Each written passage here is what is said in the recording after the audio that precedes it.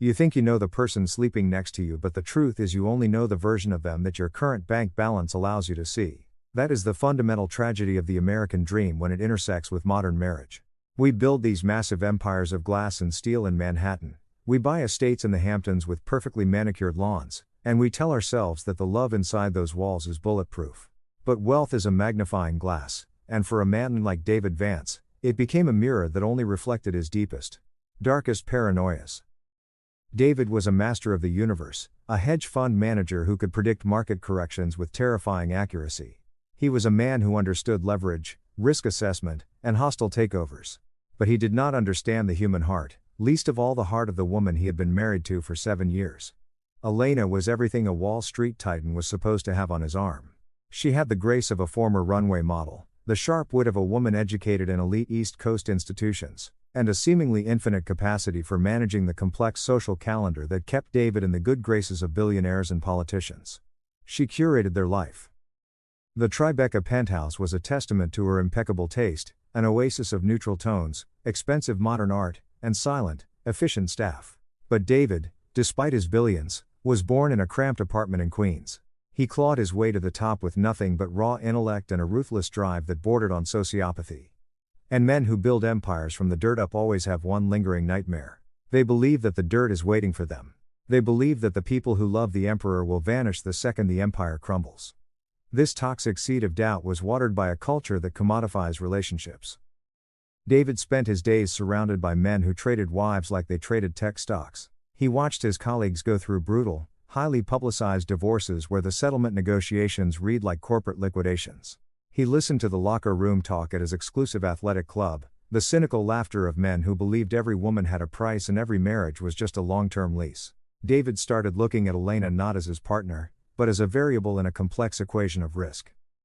He would watch her sitting across the sprawling marble dining table, wearing silk loungewear that cost more than his father made in a year, casually discussing the upcoming charity gala, and a dark, intrusive thought would poison his mind.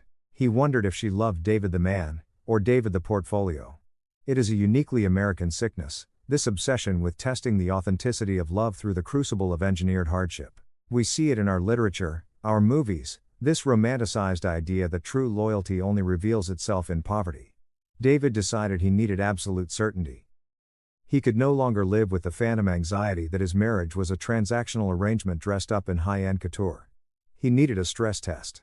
He needed to simulate a catastrophic systemic failure in his life to see if Elena would jump from the sinking ship or stay to bail water. It was an ego-driven, deeply destructive plan, but in David's mind, it was purely analytical. He was conducting an audit of his marriage. To pull off a lie of this magnitude, you cannot just come home and say you lost your wallet. You need institutional backing. You need the illusion of total, inescapable ruin. That is where Marcus Thorne came into the picture. Marcus was not just a corporate lawyer. He was a shark in a tailored suit, a man whose entire career was built on creating impenetrable legal fictions for the ultra-wealthy. Marcus had handled David's most aggressive acquisitions, and shielded his assets from every conceivable liability. When David poured him a glass of Macallan in the dim, mahogany-paneled library of his club and pitched the idea of faking his own financial destruction, Marcus did not laugh. He simply asked about the parameters of the simulation. Marcus understood the assignment perfectly. He saw the legal and psychological architecture required to make a highly intelligent woman like Elena believe that the sky was truly falling. They spent 3 months orchestrating the illusion. This was not a hastily thrown together prank. This was a psychological operation. Marcus set up a labyrinth of shell companies and offshore blind trusts.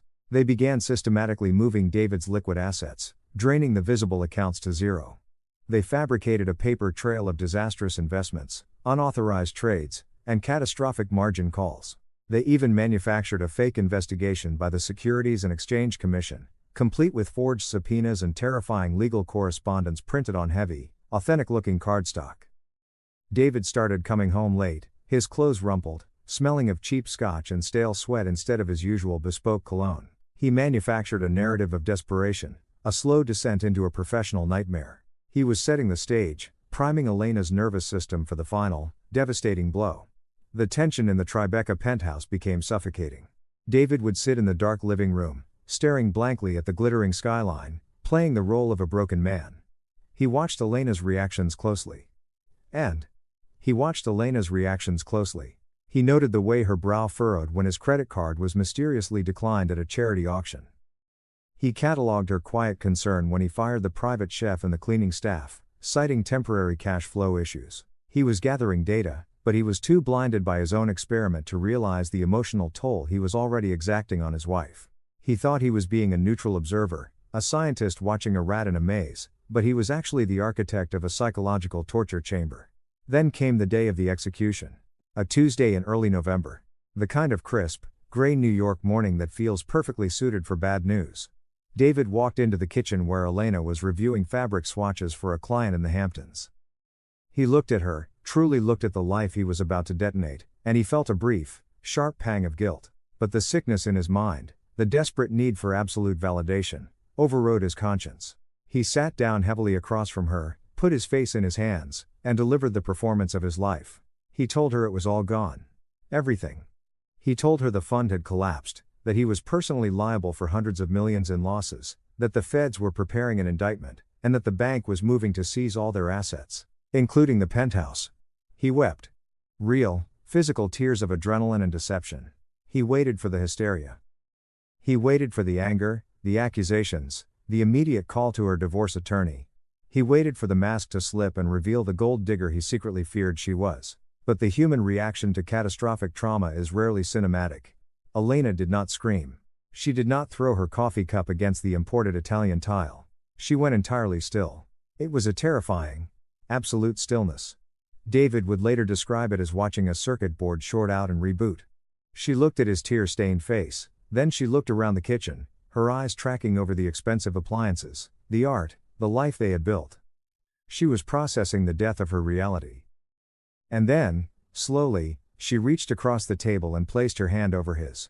Her grip was cold, but firm. She told him that they would survive this. She said the money was just math, but they were a team. She spoke with a quiet, steely resolve that completely shattered David's expectations. In that singular moment, David should have stopped. He had his answer. He had the validation he craved. The test was a success, and he had won. He could have confessed right there, blamed the stress, begged for forgiveness, and rebuilt the trust. But the trap of a lie this massive is that it gains a momentum of its own. It becomes a runaway train of deception. David was suddenly terrified of the consequences of the truth. If he told her the truth now, after subjecting her to this profound terror, he risked losing her not to poverty, but to his own monstrous betrayal. He realized, with a sickening jolt, that he was a hostage to his own experiment. He had to keep playing the role. He had to pack the suitcases, leave the keys on the marble counter, and walk out of the penthouse into the fabricated ruin he had created. He thought he was testing her loyalty, but he was actually initiating a sequence of events that would strip away every illusion he held about power, control, and the true cost of testing a human soul. The game had just begun, and the rules were entirely out of his hands. When a man voluntarily walks out of a multi-million-dollar penthouse and steps into the gutter, he does not actually understand the gutter because he knows he holds a secret ladder back to the sky. David thought he was experiencing poverty, but he was only engaging in a highly curated poverty tourism. They relocated to a cramped second-floor walk-up in Astoria, Queens. A neighborhood where the rumble of the elevated N train rattles the cheap dental molding every 10 minutes. And the air constantly smells of stale grease and diesel exhaust. David chose Astoria specifically because it was a brutal sensory assault compared to the soundproofed climate-controlled bubble of his former life. He wanted Elena to feel the grit to be broken down by the sheer indignity of sharing a single malfunctioning radiator with the downstairs neighbors. He wanted her to crack under the pressure of a reality where buying organic produce is a luxury and a broken tooth can derail an entire month's budget. But the fascinating thing about human psychology, especially the psychology of a woman who has spent years managing the volatile ego of a Wall Street titan, is its terrifying adaptability. Elena did not break. She compartmentalized. While David spent his days sitting on a thrift store sofa staring at a cracked television screen and pretending to aggressively scroll through job boards, Elena immediately shifted into survival mode. She did not weep over her lost designer wardrobe or the confiscated Mercedes. She went to a pawn shop on Steinway Street with a stoic expression and liquidated the few pieces of jewelry she had managed to slip into her purse before the supposed federal seizure. She negotiated with a predatory pawnbroker with the same icy precision she used to negotiate with interior design contractors in the Hamptons. She came back to that dingy apartment, slapped a roll of crisp $100 bills on a scratched Formica table and told David they had 3 months of rent secured. David was stunned. He had expected her to be paralyzed by the loss of her identity, but instead he was watching her shed her high society skin and reveal a core of absolute steel. He felt a sickening twist of something that was not relief but profound inadequacy. He had created this nightmare to prove his own superiority, to prove she needed his wealth, but in the grimy light of that Astoria kitchen he was beginning to look like the weak link. This brings us to the introduction of a woman named Sarah Jenkins, the landlord of their crumbling building. Sarah was a 60-year-old chain-smoking widow who had spent her entire life surviving the brutal economic grinder of New York City real estate. She was a woman who could spot a lie a mile away because she had been lied to by every tenant, contractor and city inspector she had ever met. David tried to play the role of the tragic fallen executive with her, feeding her the fabricated story of market crashes and systemic betrayal. Sarah just blew smoke in his face and told him rent was due on the 1st and she did not care if he used to own the Empire State Building. But Sarah looked at Elena differently. There is a silent language spoken among women who understand that they are the primary load-bearing structures in a collapsing world. Sarah saw the way Elena scrubbed the ancient linoleum floors until her knuckles bled trying to carve a sliver of dignity out of the squalor. Sarah saw the way Elena stretched a meager grocery budget, turning cheap staples into actual meals, while David sat around paralyzed by his own fictional depression. Through my lens as someone who has spent decades dissecting the American underbelly, I can tell you that the working class has a deeply ingrained radar for authenticity. Sarah Jenkins did not buy David's tragic hero routine for a second. She saw a man wallowing in self-pity, but she respected Elena. She respected the hustle. She even offered Elena an under-the-table job managing the books for the 3 dilapidated buildings she owned. A job Elena accepted without a moment of hesitation. David was now living in a reality where his former trophy wife was the sole breadwinner, auditing rent rolls for a chain-smoking widow in Queens, while he, the master of the financial universe, pretended to submit resumes to mid-level accounting firms. The power dynamic in their marriage had completely inverted, and David was totally unprepared for the psychological whiplash. He had wanted to strip away the money to see the real Elena, but he had not anticipated that the real Elena would be entirely self-sufficient and utterly terrifying in her competence. The lie began to rot David from the inside out. He was suffering from the intense cognitive dissonance of a man who has hundreds of millions of dollars sitting in offshore accounts while he is forced to eat canned soup and listen to his wife calculate bus fare. The paranoia that originally drove him to orchestrate this insane simulation began to mutate. He was no longer worried that Elena was a gold digger. He was now worried that Elena was outgrowing him. He started noticing the anomalies, the subtle deviations in her behavior that suggested she was running a completely different software program than the one he had anticipated. It started with the burner phone. David woke up at 3 in the morning to the sound of the end train screaming past their window and noticed Elena was not in bed. He found her sitting on the rusted fire escape, huddled in a cheap fleece blanket, speaking in hushed rapid tones into a cheap prepaid cell phone he had never seen before. The moment she heard him step onto the creaking floorboards, she snapped the phone shut and slipped it into her pocket with a practiced smoothness that sent a chill down David's spine. When he asked her about it, she offered a perfectly plausible lie about calling an overseas relative who was dealing with a medical emergency, but the timing and her body language screamed deception. David, the man who had hired corporate espionage firms to vet his business rivals, was suddenly entirely blind in his own home. He began to search her belongings when she was out working for Sarah Jenkins. He felt the profound shame of violating her privacy, but his obsessive need for control overrode his morality. He found a locked leather notebook hidden at the bottom of a box of old winter coats. The man who could effortlessly pick the locks of global financial markets spent 3 hours sweating in a freezing apartment learning how to pick a simple diary lock with a paperclip. What he found inside the notebook completely shattered the architecture of his deception and introduced a phantom variable he had never considered. Elena was not writing diary entries about how much she missed her penthouse or how much she hated her current life. The notebook was a meticulously organized ledger of financial forensics. It was filled with dates, account numbers, routing codes and names of shell corporations. David felt the blood drain from his face as he recognized some of the corporate entities Marcus Thorne had set up to hide his wealth. Elena was not simply surviving, she was actively investigating their downfall. And she was not doing it alone. Scattered throughout the notes were references to a man named Arthur Sterling. Through the network of private investigators David still secretly retained access to, he quickly ran a background check on Sterling. Arthur Sterling was not a lover.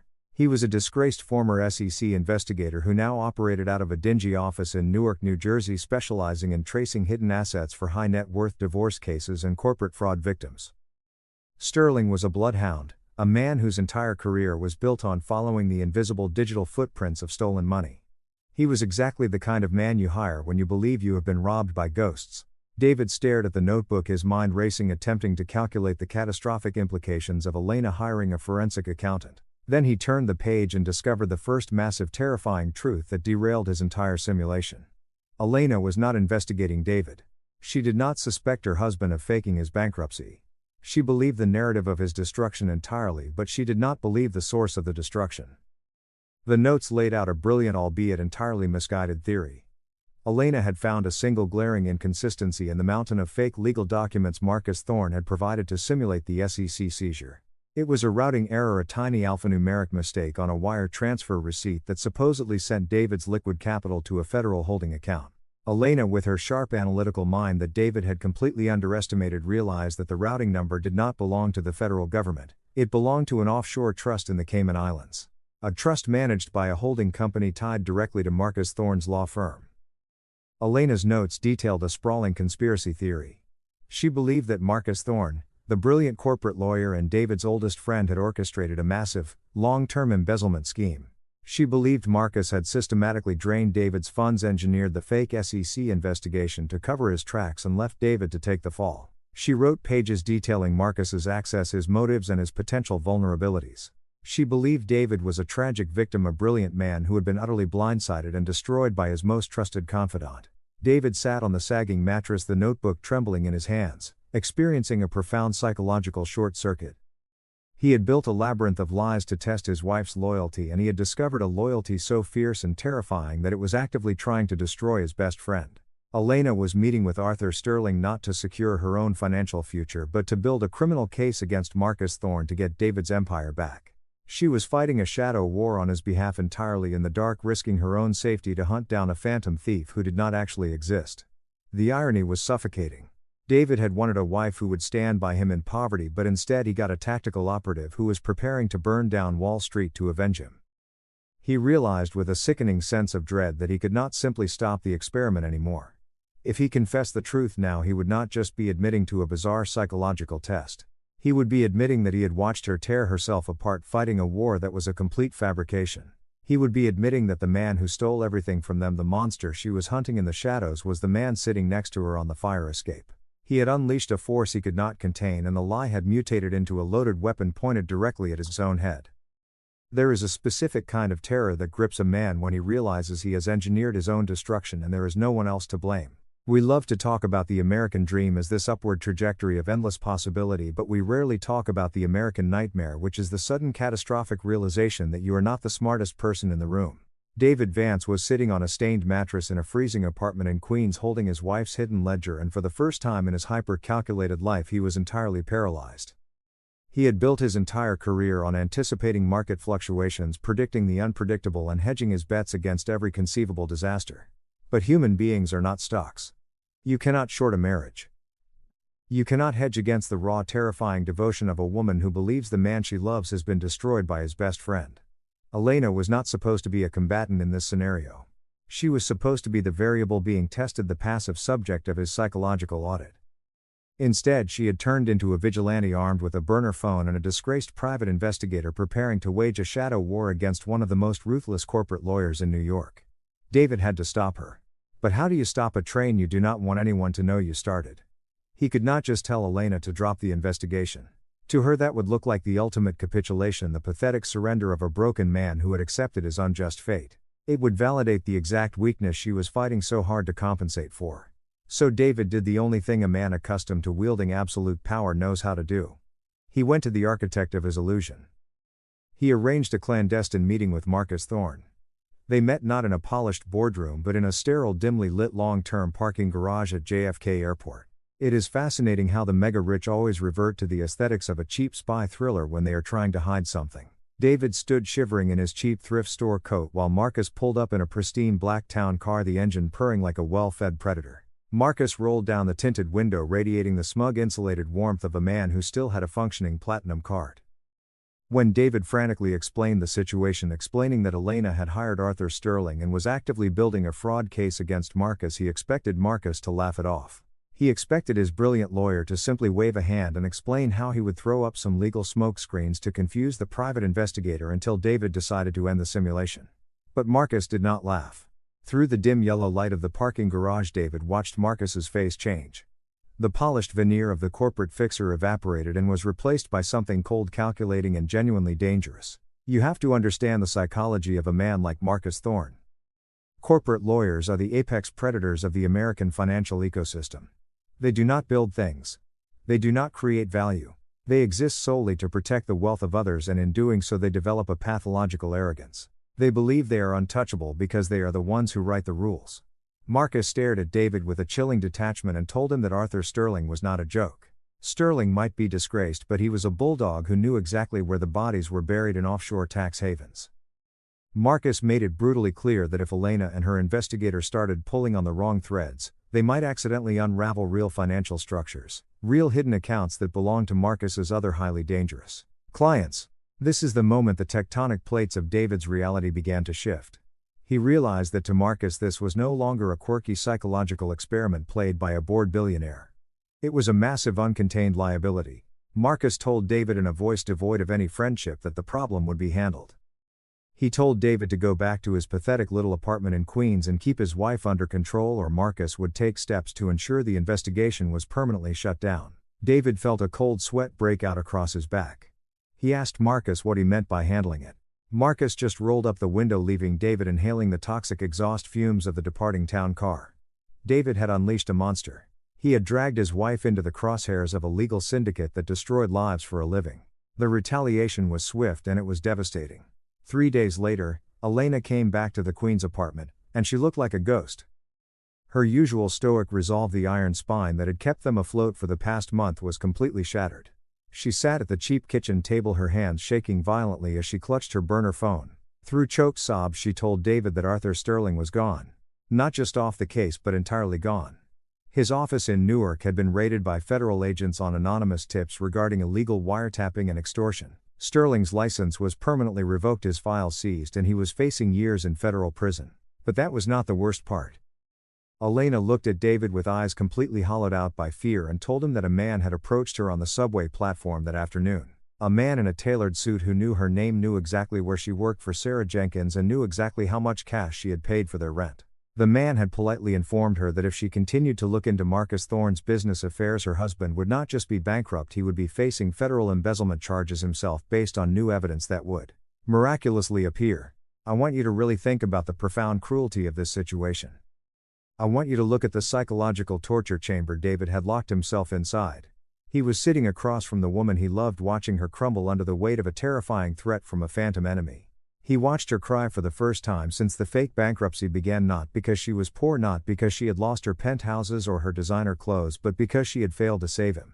She was apologizing to him. She was crying because she felt she had let him down.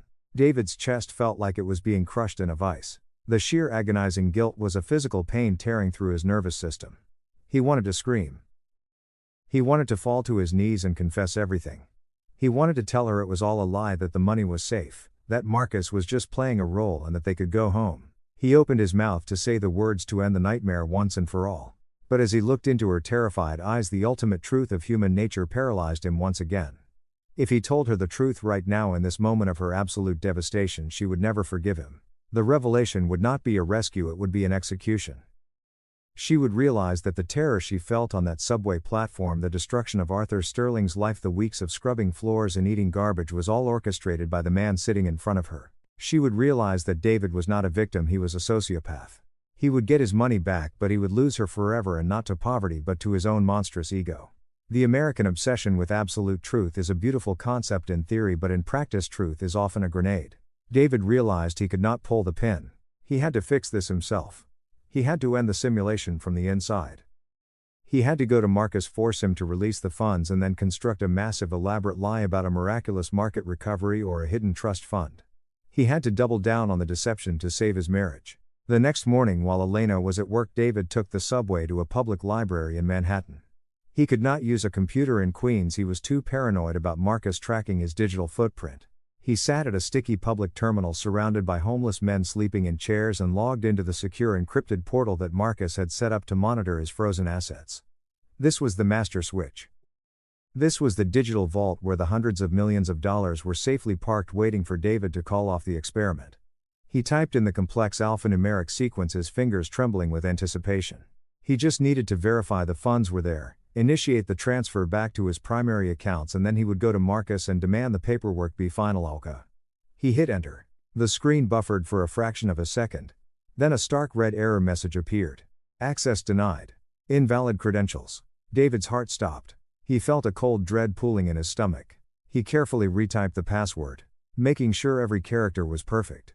He hit enter again. Access denied. Account does not exist. Panic is a strange chemical reaction. It strips away all your sophisticated cognitive reasoning and leaves you with pure animal instinct. David pulled out the hidden flash drive he had kept stitched into the lining of his suit jacket, the drive containing the master copies of every single legal document Marcus had filed to create the fake bankruptcy. He opened the dense hundreds of pages of legal jargon, trusts, holding companies, offshore routing protocols. He had read them before, of course, but he had read them with the supreme confidence of a billionaire who implicitly trusted his guard dog. Now he read them with the desperate, frantic eyes of a man standing on the edge of a cliff. He spent 6 hours dissecting the labyrinth of legalese. And then, deep in the appendices, buried under layers of complex jurisdictional shifts between the Cayman Islands and corporate entities registered in Delaware, he found it. The phantom variable. The kill switch he had blindly signed. Marcus Thorne had not just set up a simulation. Marcus Thorne had set up a perfectly legal, irrevocable transfer of assets. The documents David had authorized to fake his own ruin contained hidden clauses that completely severed David's legal ownership of his own funds. The money had not been moved to a holding account waiting for David's return. It had been systematically absorbed by a shell corporation wholly owned and controlled by Marcus Thorne. The SEC investigation was fake. The bankruptcy was fake. But the loss of the money was absolutely terrifyingly real. The sheer brilliant psychopathy of it left David gasping for air in the quiet library. Marcus had weaponized David's own paranoia. He had taken David's ego-driven desire to test his wife and used it as the ultimate cover for a 9-figure heist. Marcus knew David would never go to the police because going to the police meant admitting he had committed massive fraud to fake his own ruin. David had built his own prison, handed the keys to his best friend, and walked inside willingly. Elena's wild conspiracy theory, the notes in her hidden ledger that David had dismissed as frantic paranoia, was actually the absolute truth. Marcus was the monster. But Elena thought Marcus had stolen the money through complex corporate sabotage. She had no idea that her own husband had legally handed him the entire empire on a silver platter just to see if she would still love him when he was broke. David stared at the glowing screen, the reality of his total absolute annihilation finally crashing down upon him. He was not a billionaire playing a poor man anymore. He was just a poor man who had destroyed his own life. We live in a culture that worships the concept of the self-made man, but we are terrified of the unmade man. There is a specific kind of vertigo that accompanies a total loss of identity, a freefall through the social strata that you spent your entire life climbing. David Vance walked out of that Manhattan library and onto the crowded streets feeling entirely transparent, as if his physical form had been erased along with his bank accounts. He was no longer a hedge fund manager pretending to be poor. He was simply poor.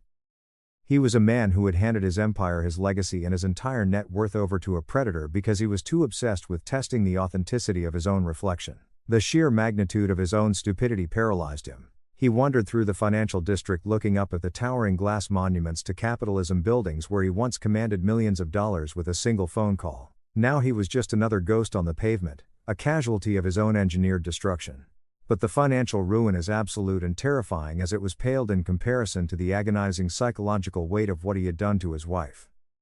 He had dragged Elena into a torture chamber of his own design. He had watched her scrub floors and weep over a fabricated injustice, and now he had to go back to that squalid apartment in Queens and tell her that her nightmare was not only real but entirely his fault. He had to look into the eyes of the woman who had fought like a lioness to save him and confess that he was the monster she had been fighting all along.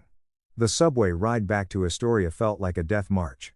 David sat in the rattling car surrounded by the exhausted faces of the working class people he had mocked and mimicked for a month. He was trying to formulate the words to dismantle his marriage. He knew Elena would leave him. It was a mathematical certainty. A woman can forgive failure. A woman can even forgive infidelity. But no human being can forgive a betrayal of reality on this scale. He had stolen her sanity for a sociological experiment, and in return she had given him profound, heartbreaking loyalty. He planned to fall to his knees on that cheap linoleum floor. He planned to beg for a forgiveness he knew he did not deserve, and then he planned to walk away and let her rebuild her life without the anchor of his toxic paranoia. He reached the crumbling brick building on Steinway Street, climbed the stairs with legs that felt like lead, and turned the key in the lock. But the apartment was empty. The oppressive silence of the small rooms felt different this time, not just empty but abandoned. David walked into the bedroom and saw that the small battered suitcase Elena had bought at a thrift store was gone. Her few meager belongings were missing from the closet. The only thing left on the unmade bed was the burner phone she had used to contact Arthur Sterling, the device that had driven David to the brink of madness. Panic, a cold and razor-sharp spike of pure terror, pierced David's chest. His immediate thought was that Marcus Thorne had made good on his threat. Marcus had warned him to keep Elena under control or she would be handled. David envisioned unmarked cars, federal agents, or worse, a silent, violent intervention orchestrated by corporate fixers. He grabbed the burner phone, his hands shaking violently, attempting to access the call log, but the device had been completely wiped. A factory reset. It was a digital ghost town. David's mind raced, cycling through terrifying scenarios. He remembered a tracking application, a highly invasive piece of military-grade spyware he had discreetly installed on Elena's actual smartphone years ago during his peak paranoia phase. He had justified it then as a security measure against kidnapping, but in reality it was a digital leash.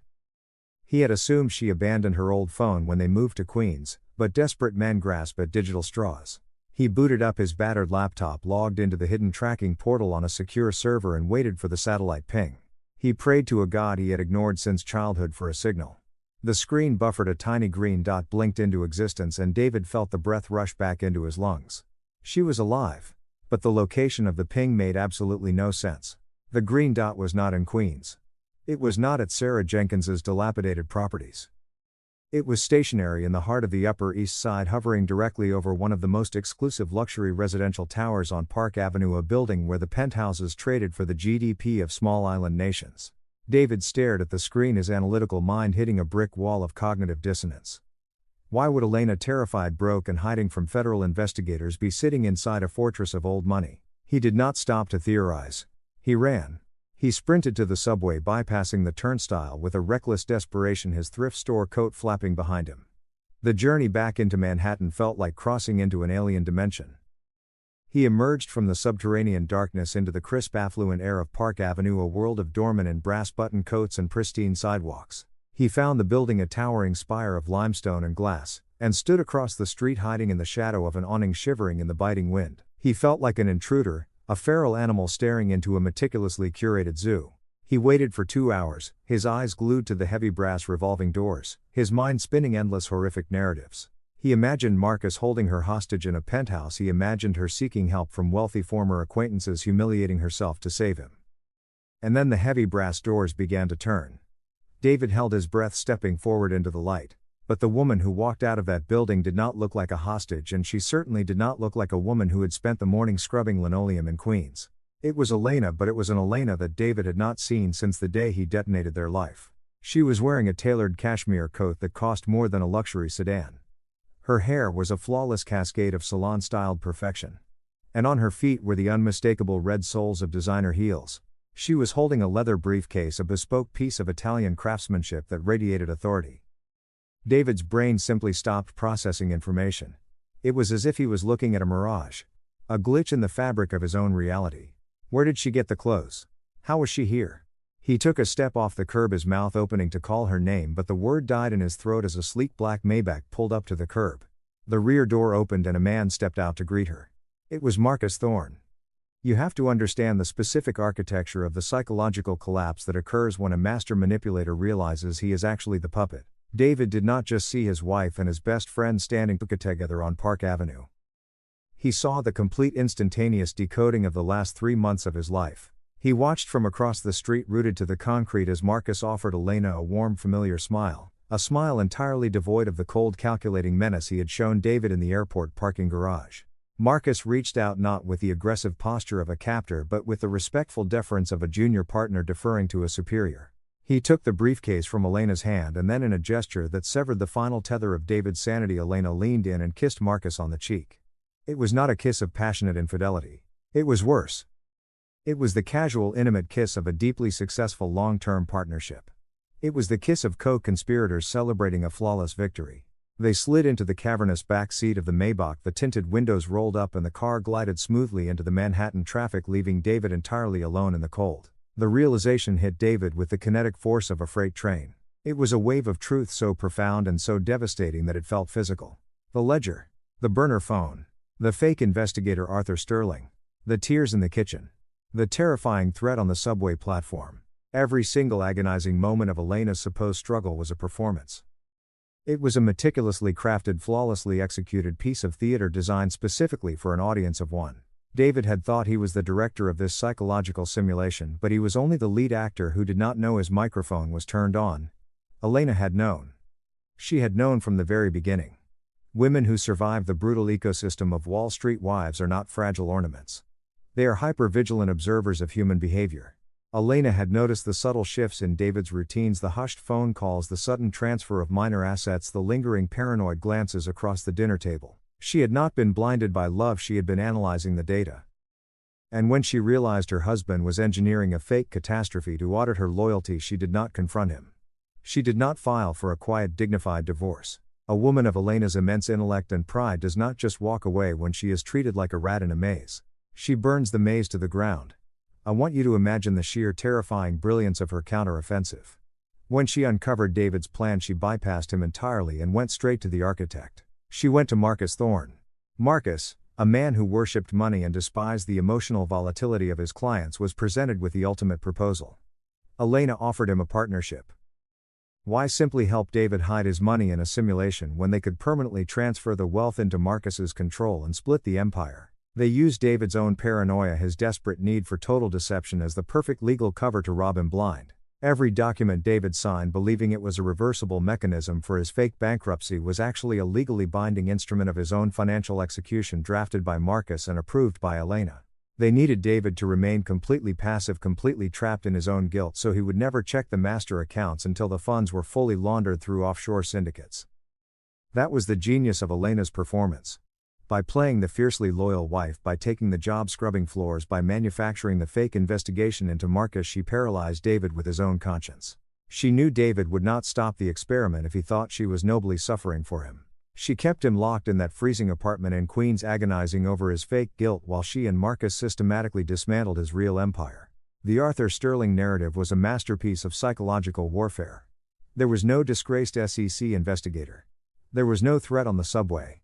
Elena had written that ledger entirely for David to find.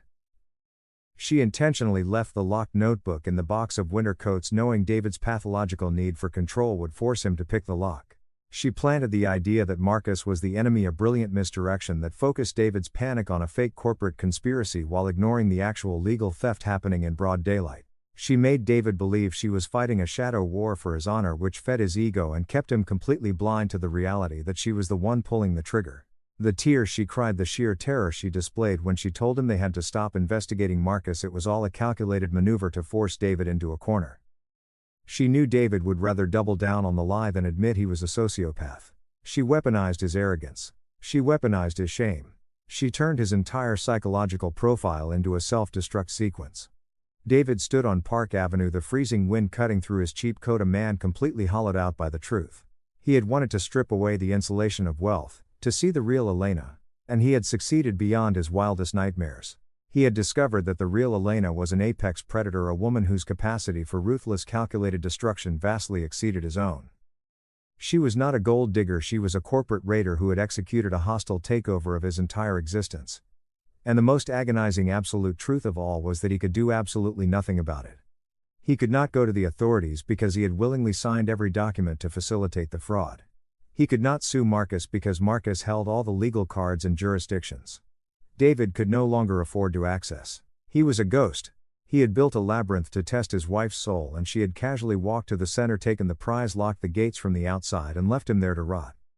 The American dream is a beautiful, powerful illusion, but the American nightmare is the sudden, terrifying clarity of realizing that the monster in the dark is the person you married and you are the one who handed them the knife. He had lost his money, he had lost his identity, but most importantly, he had lost the ultimate game of power. He was a king who had engineered his own assassination, and as he watched the Maybach disappear into the canyon of Manhattan skyscrapers, David Vance finally understood the true cost of absolute certainty. There is a profound, deafening silence that follows the detonation of a human life. It is not the silence of peace, but the terrifying vacuum left behind when every foundational truth you ever held is vaporized in an instant. David Vance did not scream on that freezing corner of Park Avenue. He did not chase the Maybach down the avenue, beating his fists against the tinted glass. He simply stood there as the icy New York wind cut through the thin fabric of his thrift store coat, entirely paralyzed by the sheer, flawless architecture of his own destruction. When you are the architect of your own ruin, there is no one left to curse. You cannot rail against the cruelty of the universe or the unfairness of the system when you were the one who painstakingly drafted the blueprints, poured the concrete, and handed the detonator to your enemies. David turned around and began the long, agonizing walk back to the subway. The journey back to Astoria was no longer a temporary excursion into a curated poverty simulation. It was a descent into his permanent reality. He swiped his Metro card, a plastic rectangle that now represented a significant percentage of his total net worth, and stepped onto the rattling N train. He looked at the exhausted, weathered faces of the night shift workers surrounding him. For a month, he had sat among them playing a perverse game of dress-up, secretly buoyed by the knowledge of the invisible hundreds of millions of dollars waiting to rescue him. Now, he was just another ghost in the subterranean arteries of the city, utterly indistinguishable from the men he used to view as statistical rounding errors on his quarterly reports. The human mind has a desperate, pathetic tendency to search for loopholes when faced with absolute catastrophe. Over the next few weeks, trapped in that squalid Queens apartment that now felt like a concrete coffin, David's brilliant, analytical brain frantically tried to reverse engineer the trap he had built. He spent days in public libraries, his eyes bloodshot, shivering in his unwashed clothes, trying to find a legal precedent, a singular flaw in the labyrinth of documents he had signed. But the true horror of Marcus Thorne's betrayal was its absolute legal perfection. Marcus was not a street thug, he was an apex predator of the American legal system. The offshore trusts, the shell corporations, the irrevocable transfers of power, they were all bulletproof. And the most beautiful, terrifying mechanism of the entire heist was the gag order of David's own guilt. To challenge the theft in a court of law, David would have to stand before a federal judge and openly admit that he had initiated a massive, fraudulent conspiracy to hide his assets from a fabricated government investigation simply to psychologically torture his wife. He would have to admit to wire fraud, conspiracy, and perjury. Marcus had not just stolen David's money. He had weaponized David's hubris to guarantee his silence. If David spoke up, he wouldn't get his money back. He would trade a miserable apartment in Queens for a concrete cell in a federal penitentiary. He was entirely, irreversibly checkmated by his own paranoia. And what of Elena? We love to believe in a moral universe where the wicked are ultimately punished and the righteous are vindicated, but anyone who has spent enough time observing the upper echelons of American capitalism knows that karma is a myth invented by the poor to tolerate the rich. Elena did not suffer a crisis of conscience. She did not wake up in her palatial new penthouse, suffocated by the guilt of destroying her husband. You have to understand the psychological metamorphosis she underwent. When she discovered David's grotesque experiment, something fundamental inside her snapped. The realization that the man she slept next to viewed her not as a partner, but as a hostile variable to be audited and tested, completely eradicated her moral obligations to him. In her mind, she did not steal David's empire, she collected an asshole tax. She partnered with Marcus not out of romantic love, but out of a shared, cold-blooded recognition of opportunity. They formed a devastatingly effective corporate syndicate. Marcus provided the legal architecture and the ruthless execution, and Elena provided the inside access and the flawless psychological manipulation of the target. Together, they absorbed David's hedge fund, rebranded it, and expanded it. They became fixtures in the financial media, a powerhouse duo celebrated for their aggressive acquisitions and impenetrable portfolios. David would occasionally see their faces staring back at him from the Financial Times left behind on subway seats, looking polished, untouchable, and completely devoid of remorse. They had stripped him to the bone and used his marrow to build an even taller tower. This is the ultimate tragedy of the modern obsession with absolute certainty. We live in a culture that treats human relationships like corporate mergers. We demand total transparency, we conduct background checks on our dates, we demand prenuptial agreements that read like hostage negotiations, and we are constantly searching for the hidden flaw, the secret betrayal. David Vance had everything a man could possibly desire. He had unimaginable wealth, he had power, and he had a woman who, before the simulation began, was genuinely devoted to the life they had built together. But his fatal flaw was the belief that trust is something that can be empirically proven through a stress test. He could not accept the fundamental vulnerability of love. Jockey. He could not accept that loving someone means giving them the power to destroy you and trusting that they won't. He demanded proof. He demanded to see Elena in the crucible. But human beings are not steel beams. You do not test their load-bearing capacity by applying maximum pressure until they fracture. When you engineer a nightmare to see how someone reacts in the dark, you force them to become a creature of the dark to survive. David wanted to know if his wife was a gold digger, and in his obsessive pursuit of that answer, he inadvertently forged her into a ruthless corporate assassin. He did not reveal her true nature. He created it. Years later, if you walk through the financial district of Manhattan, you might see a man in a faded, ill-fitting coat, carefully sweeping the pavement outside a small, unassuming deli. His hands are calloused, his shoulders are stooped with a weight that has nothing to do with physical labor, and his eyes hold the hollow, thousand-yard stare of a man who has looked into the abyss and realized he was the one who dug the hole. He works for cash under the table. He lives in a small, windowless room in the Bronx. He does not speak of his past. And the people who buy their morning coffee from him have absolutely no idea that he once commanded the financial tides of the city that now completely ignores him. David Vance did not find spiritual enlightenment in poverty. He did not discover that money cannot buy happiness. He simply discovered the agonizing, inescapable reality that the only thing worse than losing everything is knowing that you practically begged the universe to take it from you. He lives every single day in the suffocating prison of his own memory, a ghost haunting the edges of a world he used to own, eternally replaying the moment he decided to test a bridge by detonating a bomb underneath it. The story of David Vance is not just a cautionary tale about greed or the ruthlessness of Wall Street. It is a mirror held up to the darkest, most insecure corners of our own hearts. It forces us to ask ourselves a terrifying question: how far are we willing to go to validate our own insecurities? When you lay your head on the pillow next to the person you love, do you see a partner, or do you see a risk factor? Do you nurture the bond you have, or are you secretly waiting for the fracture, setting tiny traps to see if they will fail? Because I can promise you this, from decades of watching people tear each other apart in the name of truth, if you go digging for monsters in the people who love you, you will always find one. And more often than not, the monster you find will be the reflection of your own pathological distrust. You cannot audit the human soul. You either take the leap of faith, or you spend your life alone in the dark, clutching your ledgers, terrified of the shadows you created. This is Tom Hallen, and you've been listening to another dispatch from the jagged edges of the human condition. If this story struck a nerve, if it made you look a little closer at the foundation of your own life, do me a favor and hit that subscribe button. Leave a rating, drop a review, and share this with someone who needs a reminder that the most dangerous games are the ones we play with the people who trust us the most. I'll be back next week with another story from the shadows of the American dream.